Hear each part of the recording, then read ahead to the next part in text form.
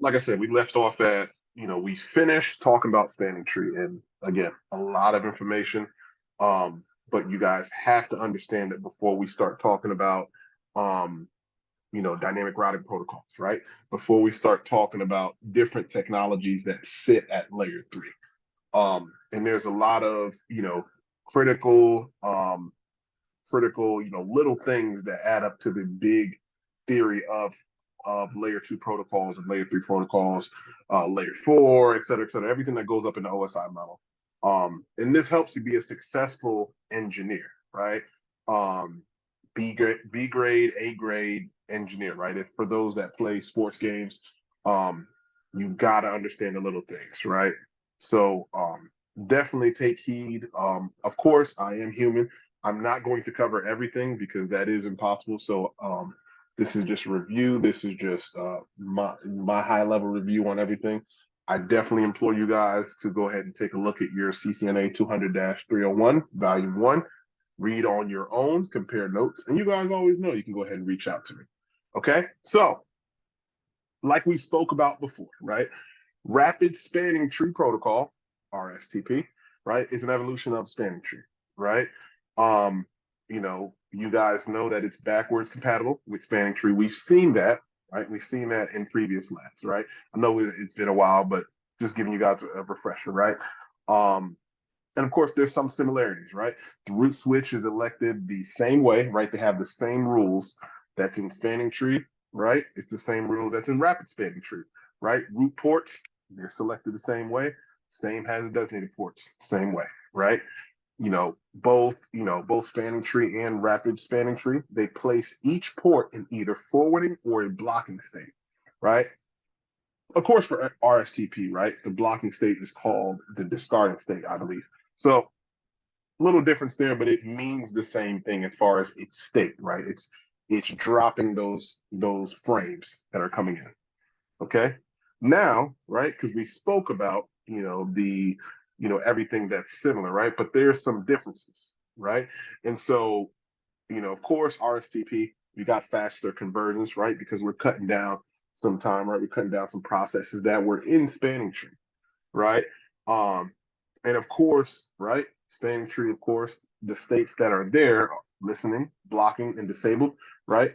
What rapid spanning tree did, right? And the guys and the gals in the IEEE, right, that are creating these standards, they said, hey, we need this to be faster. So let's go ahead and merge listening, blocking, and disable, right? Everything that's in, regular spanning tree, and condense it into one state, which is the discarding state. Okay, so it killed down some time as far as convergence, right? And we spoke about convergence before, right? Um, right, spanning tree, of course, it has two port types, right? Root and designated port, right? RSTP, right? They include, two more port roles, right? Port types, right? We got the alternate port and we have the backup port, right? And we'll go over that soon. And I think it'll go ahead and be conveyed better over at lab. So we'll talk about that tomorrow.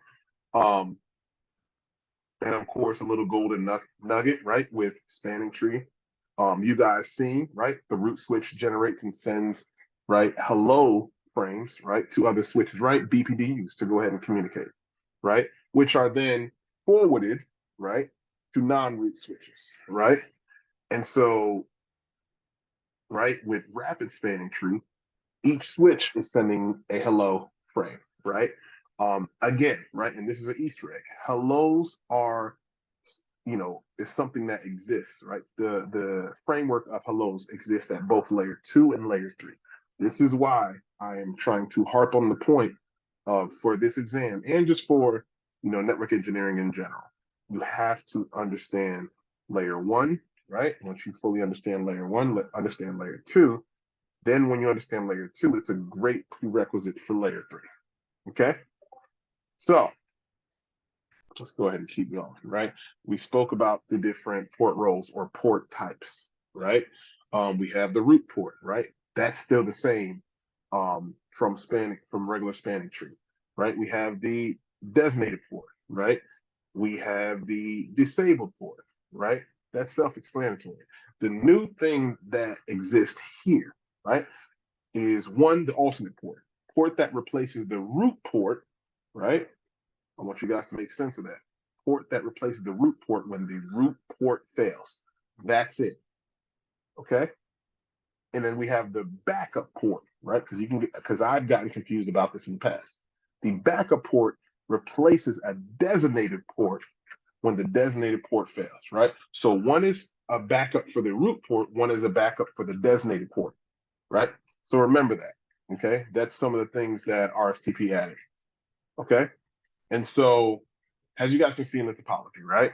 So we have our root, right? We're looking at, let me go ahead and get my pencil so it can make sense and I'm not talking in the wind, right?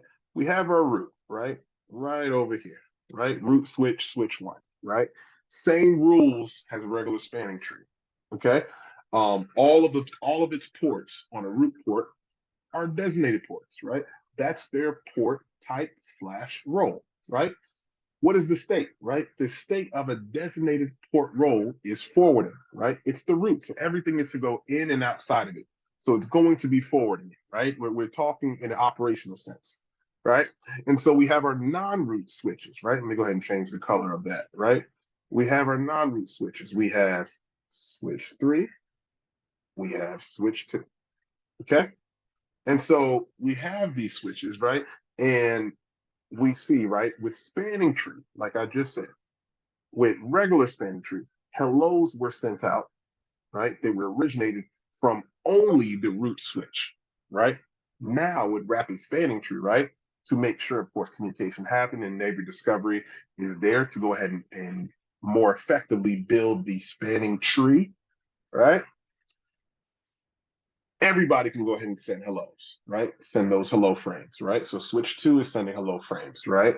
Switch 3 is sending hello frames, right? And these frames, right, they're enabling the topology to go ahead and converge faster, okay?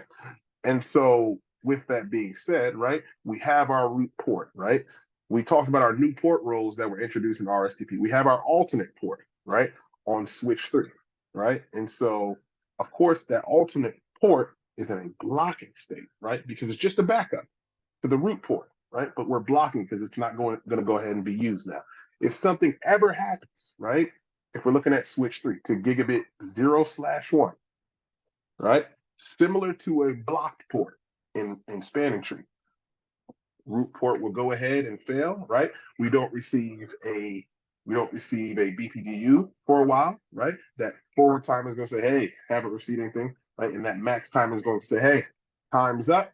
Let's go ahead and converge. It is going to converge to the alternate port. Okay. All right. So let's go ahead, right? And just as a review, right? Let me go ahead and erase all of this. Go ahead and trash all of this. Just as a review, guys, right? All of this is for what, right? What does spanning tree at its core do, right? It prevents loops, right?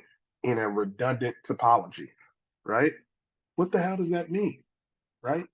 It prevents loops, right? It does loop prevention in a redundant topology, right? We have more than one connection to each switch from each switch, right? If spanning tree didn't exist at its core, right? If Ryan was connected to switch 3 and we didn't have spanning tree, right? And Mo lived off of switch 2, but Ryan's PC and the switch that Ryan hangs off of didn't know where Mo lived, right? What that switch is going to do, right? It's going to do one of its jobs. It's going to go ahead and send and of course, we're going to review this, right, in lab tomorrow. It send a unknown unicast broadcast, right? And so the goal of that, right? The unknown unicast broadcast, right? It's trying to say, hey, I'm trying to reach this person, right? Or this host, right? Please respond if you're this person, right? It's similar to a teacher walking into a classroom and saying a name, and hopefully the person, right, that is quote unquote Ryan, is the only person that responds. And in this case, we're hoping that Maurice responds. What the switch does, it's sending right, that broadcast through all of its ports, right?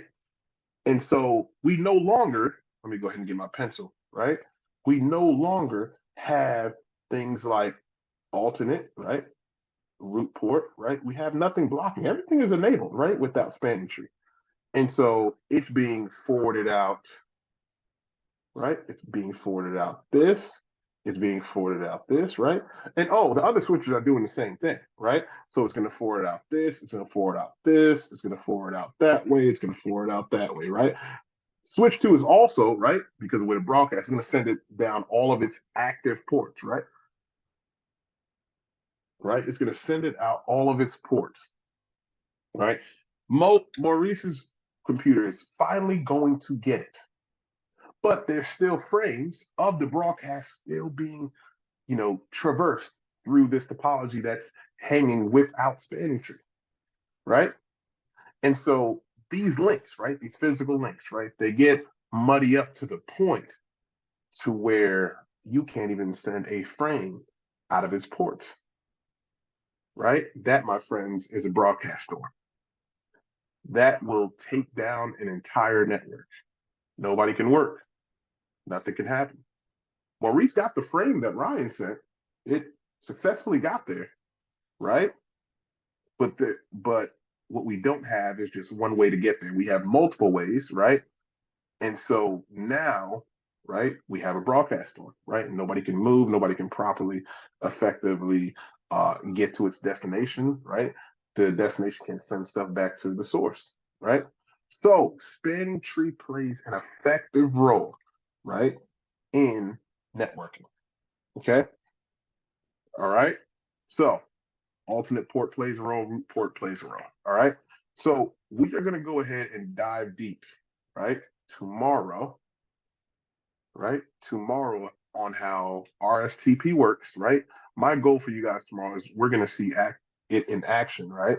How, this traffic is passed. You guys are also going to see an example of how what a broadcast storm looks like, right? Because we need to see in the working state and in the non-working state, so you guys can actually get it, right? Because whenever you guys get into the field, right, after you guys pass your CCNA and you're handling an environment, right, you guys need to be able to identify, oh, right, so this is a spanning tree, but,